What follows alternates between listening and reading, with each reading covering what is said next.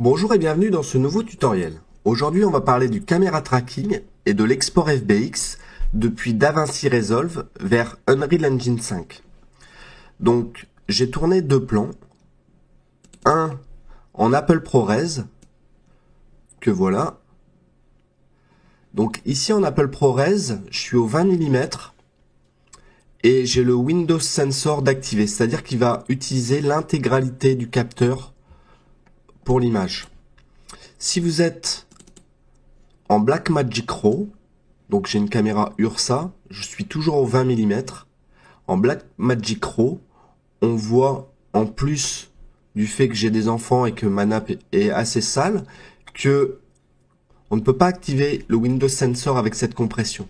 Donc en fait, on ne va utiliser qu'une seule partie du capteur. J'ai créé un document ici qui montre les différentes résolutions que peut générer l'Ursa 4.6K et ici les tailles de capteur. C'est-à-dire qu'en 4,6K, on est en largeur du capteur à 25-34 mm sur 14-25. La correspondance en inch, on utilise bien 100% du capteur. Et si on tourne en HD, on utilise maintenant 17,36% du capteur. Et on voit la taille du capteur. Donc ça peut être important pour le tracking. Même si ici, vous allez voir que je ne vais pas reporter ces valeurs. Donc j'ai créé une séquence. Dans cette séquence, je vais utiliser le plan tourné en Apple ProRes. Voilà, je vais le mettre dans ma timeline. Ici, dans ma timeline, on voit que j'ai un problème de couleur. J'en parlais dans mon dernier tutoriel. Ici, j'avais appliqué un export en linéaire. J'avais ajouté un Color Space Transform où je sortais en gamma linéaire. Je vais laisser ça comme ça et je vais vous expliquer pourquoi. Je vais dans un premier temps me rendre ici dans ma timeline et je vais décider de n'exporter qu'une partie de mon plan. Voilà, j'avais un plan de 32 secondes. Donc je vais partir d'ici, je vais couper mon plan. Je vais enlever le reste. Voilà, je vais le borner, même si j'ai pas besoin. Et la première chose que je vais faire, c'est que je vais faire un rendu. Donc dans Movie, dans mon dossier Movie de mon projet Unreal 5, je vais appeler le dossier Tracking. Et je vais faire mon export. Je suis bien en EXR, en PIS compression. Et je fais mon export. Voilà, ce plan, je vais venir le réimporter. C'est-à-dire que ici, je vais créer un dossier. Je vais l'appeler export tracking. À l'intérieur, je vais venir importer mon média. Donc mon plan InTitle qui est là, je vais venir le remplacer. Dans mon color, je vais supprimer mon Color Space Transform. On voit qu'on a un problème de linéaire, on n'est pas comme à l'origine. Et je vais me rendre dans Fusion. Dans Fusion, on va ajouter un node en faisant un contrôle barre d'espace, caméra tracker. Voilà, on va faire un add. Et on voit que ce node a beaucoup d'options ici. La première catégorie, c'est la catégorie track. Si on vient cocher la case Preview Auto Track Location et qu'on vient faire un clic droit sur l'image, sur le viewport, on voit où se situent les points de tracking, où DaVinci va placer les points de tracking. On pourrait affiner, rendre plus sensible cette détection en venant baisser le Detection Threshold. On pourrait réduire l'espacement entre les points également avec le Minimum Feature Separation. Je vais laisser les réglages par défaut ici. En faisant un contrôle molette et en allant sur une partie noire, on peut visualiser les channels. C'est-à-dire que ici, on pourrait visualiser le rouge, le vert et le bleu, et choisir la couche qui est la moins bruitée. Voilà.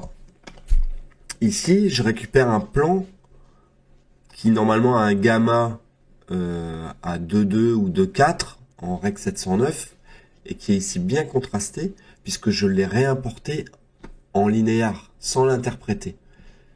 Donc c'est pas plus mal parce que en fait ça va contraster énormément mon image. Donc ici dans le track channel, je vais laisser l'ensemble des couches pour la détection. En dessous, on a le track range. Donc si j'ai exporté mon plan et que je l'ai réimporté, c'est que normalement le track range permet dans la position render d'utiliser le plan comme il est dans la timeline. Si vous l'avez coupé, il va utiliser que la partie qui a été conservée. Global, là il utiliserait tous les plans de la timeline. Valide, il utiliserait l'intégralité du média source. Et custom, ça permettrait d'aller entrer des points d'entrée, des points de sortie. Le problème, c'est que ici, avec l'export FBX, j'ai fait plusieurs tests. Dès que je mets des points d'entrée, des points de sortie ou que j'utilise un autre mode, je ne récupère pas mes datas dans le FBX, mes datas de transform. Donc c'est pour ça que j'ai fait un export du plan et que je vais utiliser donc le plan dans son intégralité. En dessous, on a une case Bidirectional Tracking. Alors, on va faire la détection. Je vais lancer la détection. La détection va se faire dans un sens, puis dans l'autre. Pour finir, on a le New Track Default. Donc ça, c'est si jamais... Ça, c'est utilisé généralement quand on refait un track, ce que je ne vais pas faire aujourd'hui. Et on pourrait également venir nommer les points de tracking, changer leur couleur. Donc ça, c'est pareil, ce sont des options que je ne vais pas voir aujourd'hui. Voilà, le track est terminé. Ensuite, on a les options de caméra. Ici, on pourrait venir définir la longueur focale. Donc, je suis au 20 mm. Mais si vous regardez le tuto que j'ai fait sur la déformation optique, on voit que en fait, je suis pas vraiment au 20 mm. Je suis à 20, 340. C'est ce que détecte Unreal. Et c'est la même chose ici dans DaVinci. Je suis pas exactement au 20 mm. Donc on pourrait venir, en plus de la longueur focale, spécifier que je suis en Blackmagic Ursa 4.6 et que la taille de mon capteur est 0,9 sur 0,56. Les valeurs que j'ai ici. Donc j'utilise bien l'intégralité de mon capteur, même si je tourne en HD. On a ensuite le center point. Voilà, le centre qui est le centre de mon capteur. Et est-ce que je suis bien en pixels carrés? Ce qui est bien le cas. Donc on n'est pas obligé de passer, de remplir tout ça si ici dans les Solve Options, déjà on refine local length, on redéfinit la longueur focale. Et si en plus, ici on vient cocher la case Enable Lens Parameter qui va déterminer la déformation optique. On pourrait redéfinir le center point également. Donc, dans un premier temps, ce que je vais faire, c'est un solve directement. Voilà, le solve vient de se terminer. On voit qu'on a plusieurs informations ici, dont la marge d'erreur qui est à 1,49 pixels. Ce qui est assez important. L'idéal, ça serait de se rapprocher de 0,5. Si on peut passer en dessous de 0,5, ce serait génial. Il détermine la longueur focale à 23 mm. Voilà, on est loin de mes 20 mm du départ.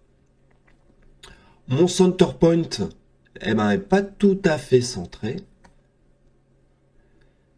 Ensuite, on a ma déformation optique, le K1, plus d'autres informations. On a au total 848 points de tracking. Ce qu'on va faire maintenant, c'est supprimer les points de tracking qui ont une marge d'erreur trop importante. Par exemple, celui-ci qui est rouge, on pourrait venir tout simplement le sélectionner, appuyer sur suppression pour l'enlever. Pareil pour celui-ci. On a une autre possibilité. Je vais agrandir ma fenêtre. C'est de venir filtrer, par exemple, les points de tracking qui n'ont pas ici au minimum 15 images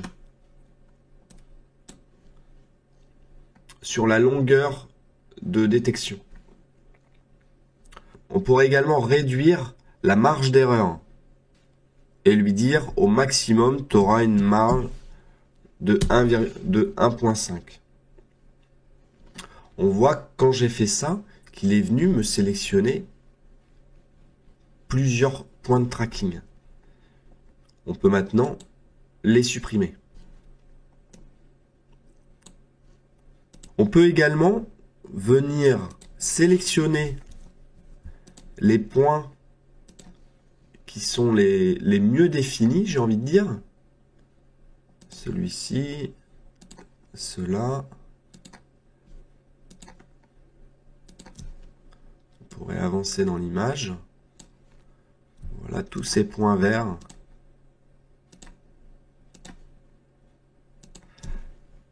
Et leur donner plus d'importance dans la détection. C'est-à-dire qu'ici, les points seront 3 fois plus importants dans la détection de la longueur focale et des autres paramètres. Je pourrais avancer encore un peu.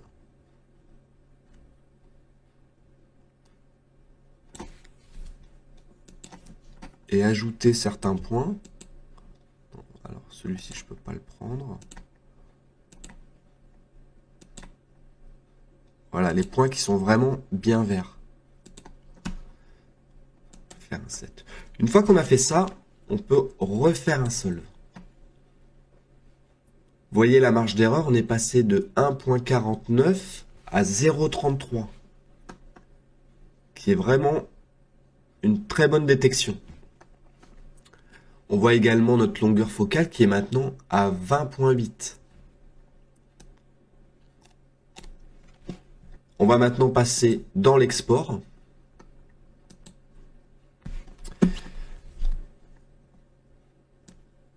On va maintenant pouvoir ajouter un node qui s'appelle Merge 3D.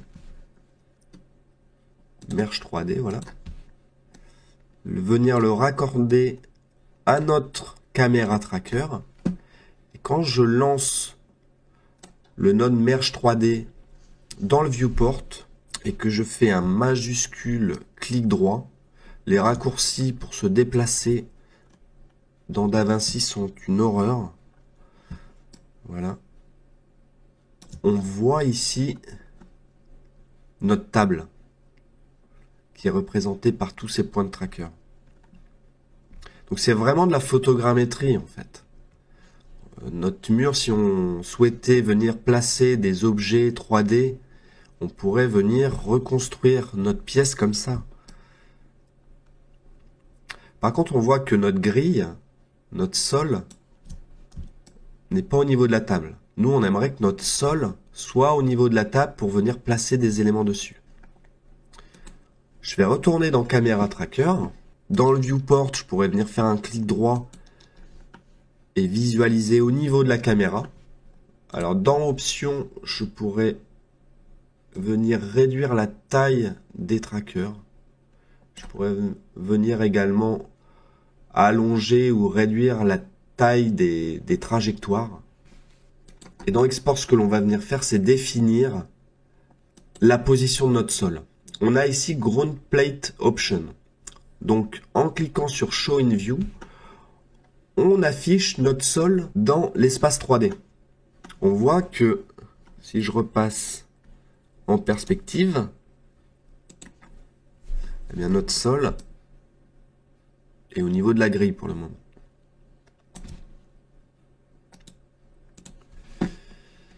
Ce que l'on va devoir faire, c'est passer ici sur Unalign et dans un premier temps, sélectionner un point pour définir notre point d'origine. Donc je sélectionne un point de tracker, de préférence un point qui est bien défini, bien vert, et je fais un Set from Selection. On voit que la grille s'est déplacée. Ensuite, je vais venir sélectionner plusieurs points.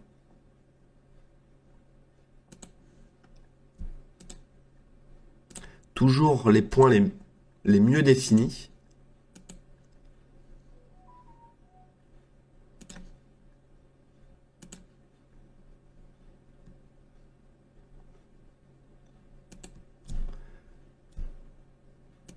Voilà.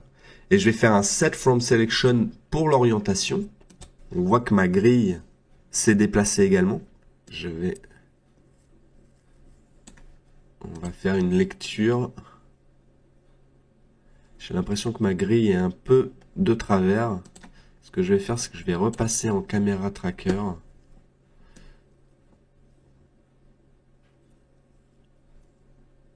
Là, ici, je vais resélectionner mes points.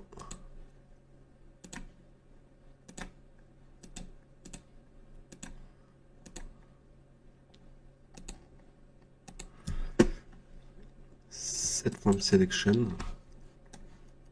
Voilà, ma grille est maintenant mieux placée. Ma grille, je pourrais augmenter le thickness, réduire ma grille également. Je pourrais enlever le wireframe si je souhaitais. On voit que maintenant ma grille est plus collée à la table.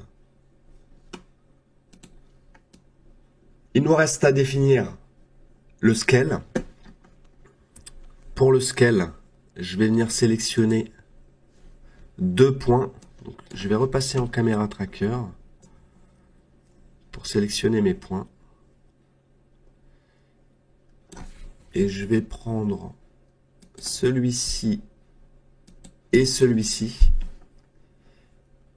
Alors j'ai mesuré, ça correspond à 0,96 cm, quasiment 1 mètre. Et voilà, on en a fini pour l'export. Dans l'export, je vais tout exporter. Ici, une fois qu'on aura fait un export, on va enregistrer des datas. Sachez que dans Options, vous pouvez venir changer la visibilité de plusieurs éléments. Vous pouvez changer les couleurs également de vos marqueurs. Et il y a des options pour vos logs également. Donc avant de lancer l'export, je vais repasser en Align. Et ensuite, je vais faire mon export. DaVinci a généré plusieurs nodes. Un pour notre caméra 3D, un merge, notre point cloud, notre caméra tracker, notre ground plate. Et tous ces éléments, on va les exporter avec l'export FBX. Donc maintenant, je vais tout désélectionner. Je vais venir ajouter un node en faisant un contrôle barre d'espace. Je vais appeler FBX. FBX Exporter. Je l'ajoute. Il va me demander où je veux l'enregistrer. Sur le bureau. Je vais l'appeler Tracking. Et je vais sélectionner FBX Autodesk.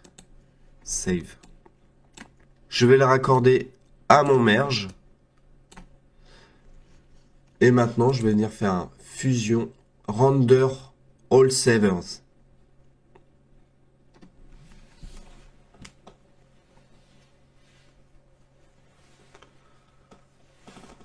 Voilà, mon rendu est terminé. Il m'a mis 3 minutes pour exporter 265 frames. Je vais maintenant me rendre dans Blender juste pour vérifier si j'ai bien ma trajectoire. Ce qui est bien le cas. Alors, ici, on voit que notre caméra est exportée au nom caméra 3D1.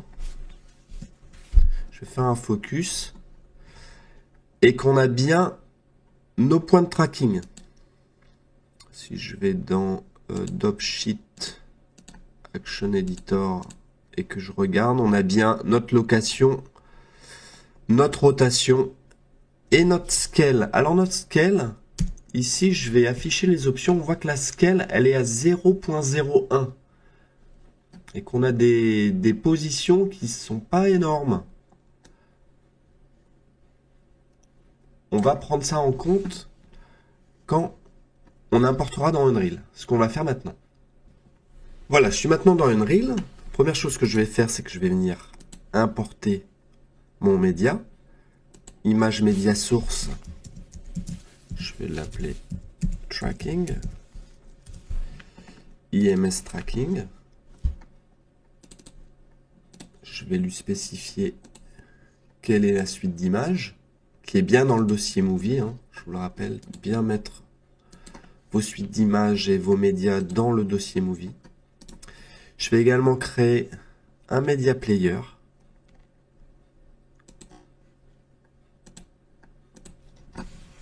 Je vais l'appeler media player tracking. Là, il va me générer un média texture également.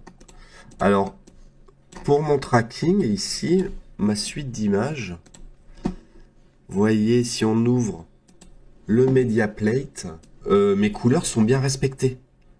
Puisque dans Unreal, je vous le rappelle, on travaille en linéaire. Donc mon media plate, j'en ai pas besoin ici. Donc je vais venir tout enregistrer. Maintenant, ce que je vais faire, c'est que je vais ajouter une séquence, level séquence. Pareil, que je vais appeler tracking. Dans cette level séquence, je vais ajouter mon média. Ma séquence, je vais la passer en 50 frames par seconde. J'étais à 665 frames, si je me souviens bien. Je vais m'y rendre, 665.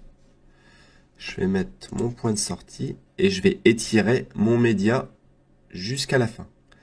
Maintenant, en faisant un clic droit Properties, dans Média Texture, je vais lui spécifier le média texture à utiliser, à contrôler. Donc c'était bien mon tracking, on le voit ici, mais mon média texture, il me l'a créé automatiquement. Et donc je récupère bien mon média. Donc pour visualiser mon média, ce que je vais faire, c'est que je vais passer par un composure. Ce qu'on pourrait faire, c'est également passer par un post-process material. Je vais créer un composure ici, dans lequel je vais ajouter 2 layers, un media plate et un layer CG layer, donc pour mes éléments graphiques. Donc ici mon composure, je vais avoir besoin d'une caméra, Cine Camera Actor, que je vais venir placer dans la scène, qui sera donc en input, ma Cine Camera Actor. Pendant que j'y suis, cette caméra Cine Camera Actor, je vais la nommer exactement comme elle était nommée dans DaVinci. Donc ici, tous ces éléments, je vais les lancer dans un dossier composure que j'avais créé. Je pourrais venir également les déplacer pour ne pas les voir sur ma scène. Pour ce qui est de mon media plate, je vais utiliser mon média texture tracking. Donc maintenant, je suis en mesure de contrôler mon média depuis ma séquence. Pour mon CG élément, je vais par exemple ajouter un cube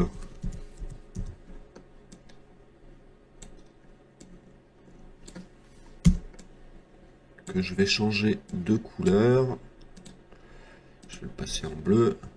Je vais supprimer mon sol. Je vais le remplacer par un plane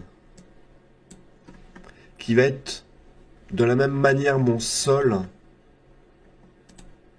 le sol que j'ai généré dans DaVinci, le ground plate. Voilà, je vais le laisser à 0,0. Pour mon composure, j'ai besoin d'un matériau qui va me permettre de compositer. Donc je ne reviens pas dessus, Vous pouvez voir mon tuto sur le composure. On a donc deux textures paramètres 2D. Un que j'ai appelé RA, l'autre que je vais appeler oui, clip, très bien. Donc la RA va être sur le clip. Donc ici mon clip correspond à mon media plate, ma RA correspond à mon CG élément. Dans l'outliner ici, je vais garder uniquement ma light. Mon composure, on voit qu'il est bien ici placé. Donc maintenant, je dois venir déplacer ma caméra. Donc je vais aller chercher mon fichier FBX. On a fait matcher les noms, caméra 3D1, comme dans DaVinci. Donc pour ce qui est de la scale, on a vu tout à l'heure que j'étais à 0.01 dans Blender quand j'exportais. Donc je vais le passer à 100. Je vais pas créer de caméra. Bien sûr, je vais remplacer ma track transform. Et je ne vais pas réduire les keyframes. J'importe. On voit qu'il m'a importé des keyframes. Ce que je vais faire, c'est que je vais venir mettre... Oups là, alors, j'aurais pas dû faire ça parce que je suis en position caméra. Donc je vais faire un eject quelque part. Ma scale, si je sélectionne ma caméra, on voit que ma scale, elle est à 100. De toute façon, la scale, c'est quelque chose dont je n'ai pas besoin. Donc je vais le supprimer et je vais venir repasser ici ma scale à 1. Maintenant, je vais aller chercher mon cube. Mon cube, je vais le réduire. Je vais le passer à 10 cm. Voilà, je vais venir appuyer sur la touche fin pour le poser. Mon sol, ben, j'en ai pas besoin pour le moment. Je pourrais déplacer mon cube comme ça et on va voir si on match. Voilà. Mon cube est bien attaché à ma table. Donc au passage, on a également importé notre longueur focale qui était contenue dans le FBX.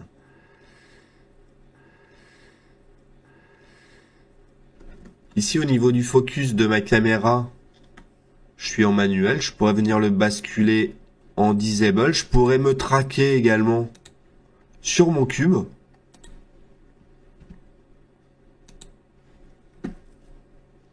Je pourrais aussi rester en manuel et définir manuellement la distance.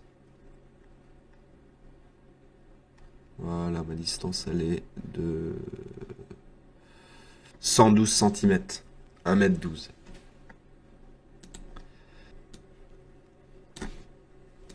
Donc sur le composure, on pourrait appuyer sur P pour faire un preview. Si je fais un play, on voit que le tracking est vraiment de très bonne qualité. Surtout, je suis collé à la table. Alors l'idée, ça serait vraiment de venir mettre un point.